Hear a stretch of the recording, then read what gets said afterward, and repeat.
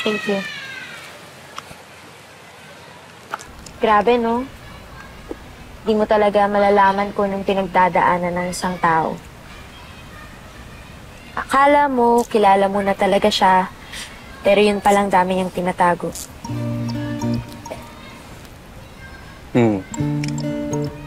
Parang ikaw. Parang ako. Wala lang. Feeling ko lang madami ka pang hindi gusto sabihin sa akin. Ako pa talaga. Ikaw nga kung hindi ko nahuli sa bahay ni Mr. Rodente, hindi ko malalaman na ikaw pala yung may-ari ng cafe. Bakit? May gusto ka pa bang malaman tungkol sa akin?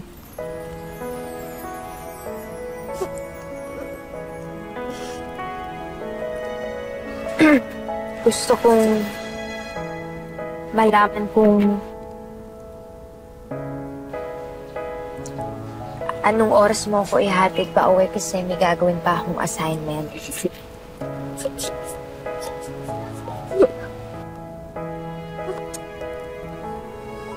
So tayo na.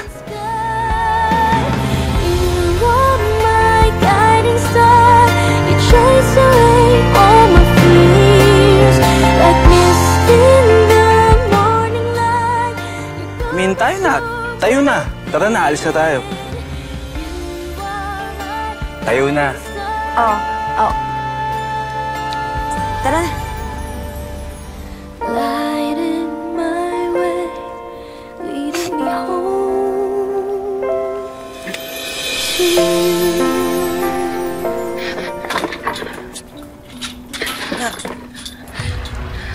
Baka wala na dito yung lolo mo. Nandito si Lolo Ma. Ramdam ko.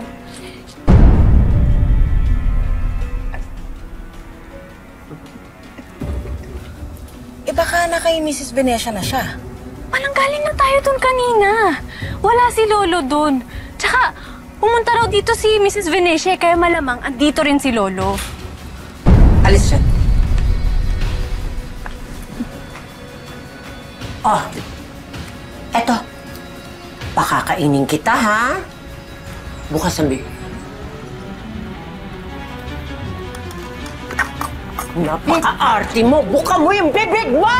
Tulungan mo ko! Tulungan mo ko! Kumain ka! Uy! Wow! Ma'am, mukhang paldo si Lolo, ah. Talaga? Wag. Kay Shanti yan. Lolo! Lolo, mabas ka na dyan! Si Shanti to! Lo! Huwag ka masyado maingay mga kapitbahay. Lo, si Shanti to!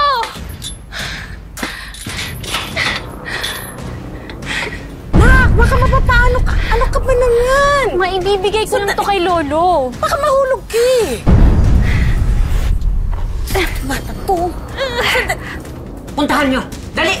Oo, ma'am. Ang kulit ng ako mo, ha?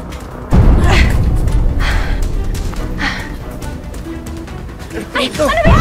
Bitawan niyo ako! Nakakuha ko dito! Di ba sinabi ko, hindi kayo pwede pumunta dito hanggat di kayo nagbabayad ng utang? Nasaan ang Lolo ko? Ilabas Ano nasa ng lolo? Ha? Hindi ko pwede ilabas! Ano sinabi? Anak ko eh! Lolo! Ma, tumakbo ka na. Umalis ka na dito. Bilisan mo na.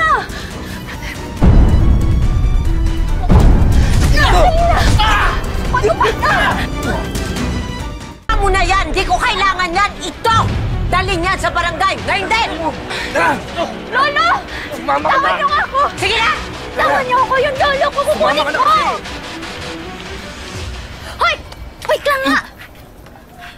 You think you can save Shanti against those goons? Oo! Bakit? Tsaka, ano bang ginagawa mo dito? Ba't bigla ka nagpa-pop-in? Eh, nagtanong ako saan nakatira si Shanti and the Maritas led me here. Saan nga gawin natin ngayon? I have a plan. Call my brother. Ano ba? Hindi naman, bro. Wala. Sakto lang. Anong nangyari? Ginagawa niyo dito? Guys, kailangan namin ng tulong nyo. Tatakas natin ang lolo ni Shanti. Ano? Pero paano? Masyado naman kayong nega. Di ba kayo nanonood ng pelikula? Kailangan lang natin ng distraction, tsaka konting altercation. Ready nyo na yung mga muscles nyo. Pare, duda naman ako dyan. Baka mapahamak lang tayo lahat dyan eh. Sabat invested na invested kayo dyan. May problema naman ni Shanti yan. Sige na, please.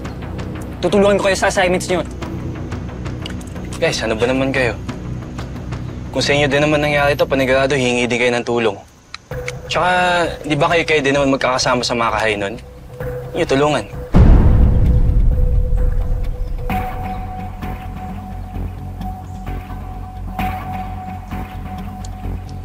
Sige bro, sasama ako. Sige. Para sa lolo ni Shanti. Nice. O, di na rin ako, bro. Tara, tara. Aling Mildred, Huwag na kayong makialam, ha? At baka madamay pa kayo sa gulo. pero paano po si Lolo Diego? Si Shanti? Hindi, basta. Pag sumali pa kayo, baka lumala pa. Mas maiging pumirmi tayo dito hanggat magulo pa lahat. Pero paano po kung kailangan niyo ng... Basta. Dito lang tayo.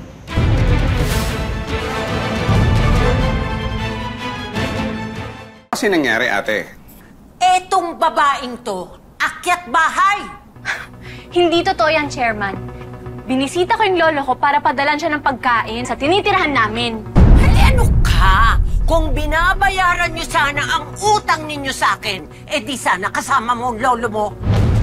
Kung pinapakawalan mo lang sana yung lolo ko, hindi ko aakyatin yung bakod ng bahay namin. Bahay ko! Teka. Inaakusahan mo ba ng illegal detention ng hipag ko? Hindi nga ba, Mrs. Venetia? Abutin mo! Pag hindi mo naabot, amin na to, lolo!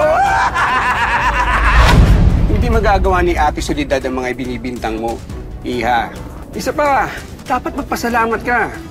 Kasi inaalagaan ng hipag kong lolo mo. Shanti yan! Baon niya yan sa kuriya. Inipong ko yan. Baon ng apo ko yan! Akin na yan! Alam mo, mabuti pa. Magbayad ka na lang kasi ng utang mo. Para matapos na to. Diba? Ikinulong ng hipag mo yung lolo ko. Ikaw naman yung nasa posisyon eh. Tulungan mo naman ako. Alam mo, ikaw babae ka? Dalawa na ikakaso ko sa'yo. Estafa at paninirang puri! Ha?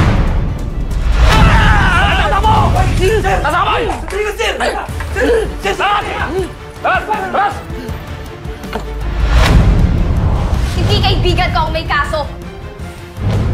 Ikaw! Ha? Ano to?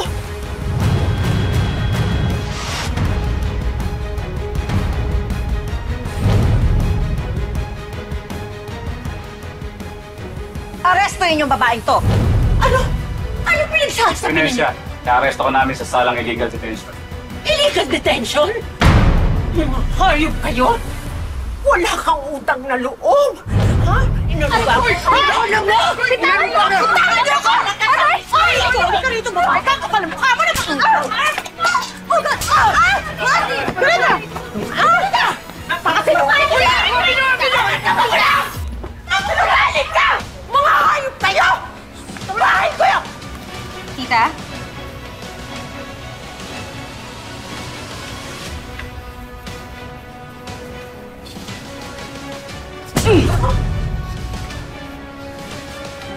Ito, ang lahat ng kabayaran namin sa utang namin sa'yo.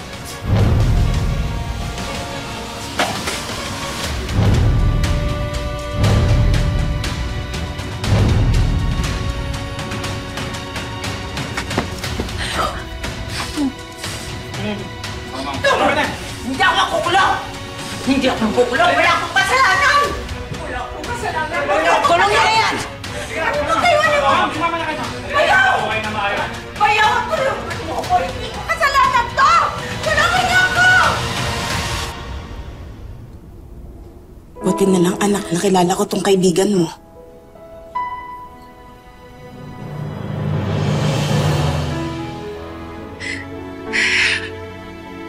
Thank you.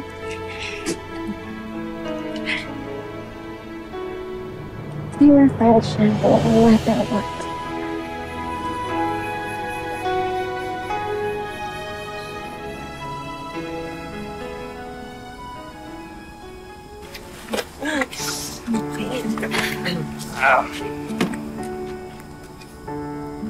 Maraming salamat sa inyong lahat, ha. Hindi ko alam kung paano ko kayo mababayaran. Wala nga naman po. Ginawa lang naman po namin yung tama. Sean, salamat Kahit na iniwan kita sa ere, nandyan ka pa rin para sa akin. Sus! Talaga naman pabayaan kayong best friend ko ng 5 years pa. Oh, best friend! Siyempre! Sorry.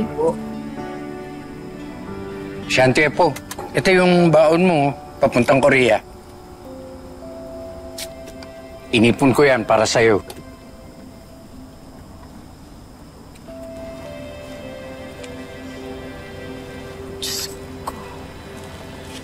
Tay, kailan niyo inipon to? Alam ko kasi pangarap mong pumunta ng Korea para panoorin yung mga idol mo. Kaya nag-ipon ako para may pambaong ka. Konti lang yan, pero makakatulong. Mahal na mahal kita, Lolo.